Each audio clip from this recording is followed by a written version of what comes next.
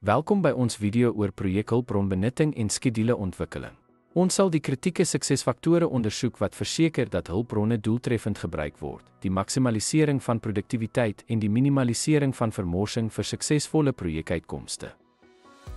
Akkurate hulpbronbeplanning is noodsaaklik. Begin deur die tipes en hoeveelhede hulpbronne wat vir elke taak benodig word, duidelik te definieer.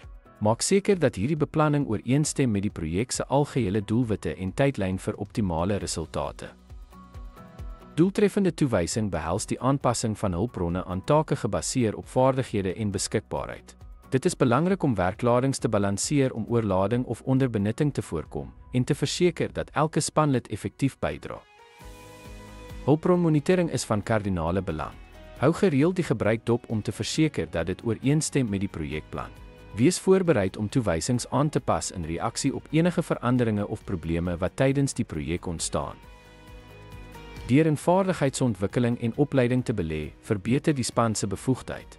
Deur die span op hoogte te hou van nuwe tegnologieë, kan die benutting van hulpbronne aansienlik verbeter word, wat die span meer effektief en aanpasbaar maak. Doeltreffende kommunikasie is die sleutel. Hou belanghebbendes ingelig oor hulpbronvereistes en beskikbaarheid. Moedig samewerking tussen spanlede aan om hulpbrongebruik te optimaliseer en potensiële konflikte te vermy.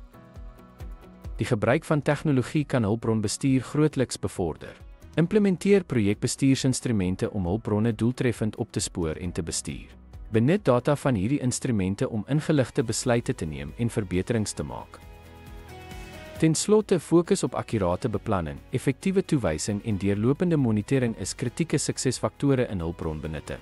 Deur dit te doen, kan projekbestuurders doeltreffendheid verbeter en bydra tot algehele projeksukses.